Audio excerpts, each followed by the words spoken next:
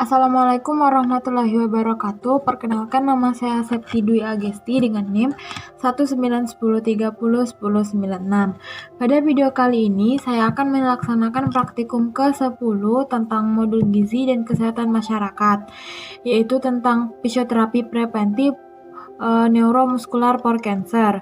Yang akan saya jelaskan adalah modalitas fisioterapi yang bisa diberikan kepada pasien kanker.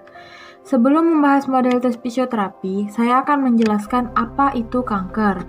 Jadi, kanker merupakan suatu istilah untuk menggambarkan bentuk ganas dari neoplasma, yaitu suatu proses penyakit yang memiliki karakterisasi proliferasi, yaitu pembelahan yang tidak bisa dikontrol sehingga terbentuknya suatu massa atau tumor. Nah, jadi kanker ini terdapat 3 jenis. Yang pertama ada sarkoma, yaitu berasal dari jaringan mesenkim seperti tulang, otot, atau jaringan ikat. Kemudian yang kedua ada sarsinoma, yaitu berasal dari jaringan epitel seperti sel yang melapisi usus dan bronsi. Kemudian yang ketiga ada limfoid, yaitu kelenjar getah bening, atau hematopoietik seperti leukemia dan limfoma yang menyebar melalui sumsum tulang belakang, sistem limpatik, dan pembuluh darah tepi. Kemudian ada beberapa stadium pada kanker, yaitu stadium pertama ukurannya kurang dari 2 cm, kemudian stadium kedua ukurannya itu 2-5 cm, dan stadium ketiga tumor tampak besar dan jelas, ukurannya lebih dari 5 cm, dan stadium keempat tumor menjadi beberapa ukuran. Jadi modalitas fisioterapi yang pertama ada chest fisioterapi, yaitu latihan untuk membantu meningkatkan kapasitas aerobik jantung dan paru. Nah, penting bagi wanita yang menderita kanker payudara. Kemudian evidence base membuktikan bahwa kebugaran dan penurunan berat badan dapat membantu menurunkan resiko kanker yang akan kembali setelah perawatan.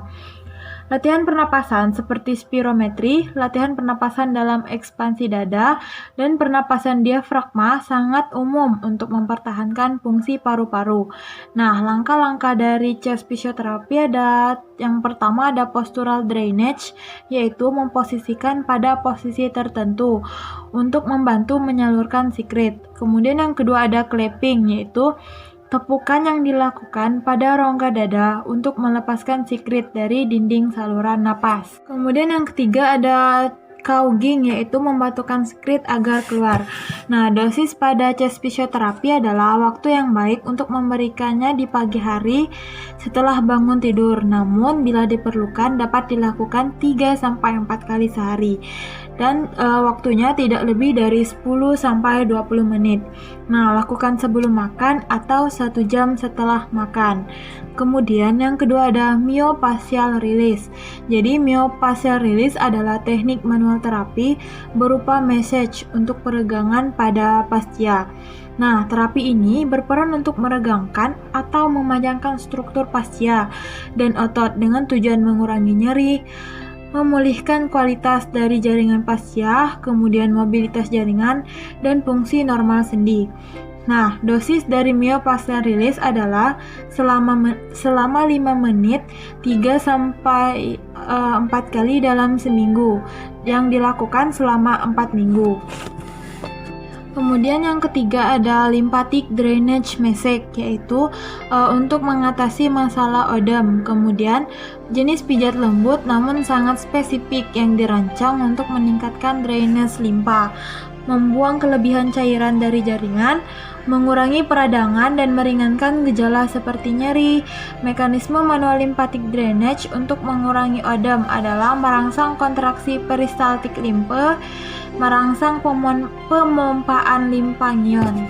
Kemudian resistensi hidrostaltik aliran limfe, membuka pembuluh limpatik dan mempermudah pengurasan atau pengaliran kelebihan cairan, serta memindahkan molekul protein.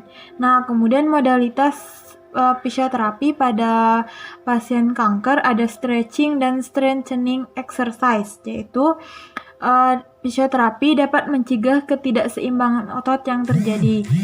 Fisioterapis meregangkan otot yang pendek dan menguatkan otot yang lemah. Latihan ini tidak dimulai dari 4 hingga 6 minggu setelah operasi dan harus disesuaikan dengan kondisi medis dan kebugaran pasien. Kemudian modalitas fisioterapi ada TENS atau biasa yang disebut dengan Transcutaneous Electrical Nerve Stimulation. Nah, jadi TENS ini digunakan untuk mengurangi nyeri.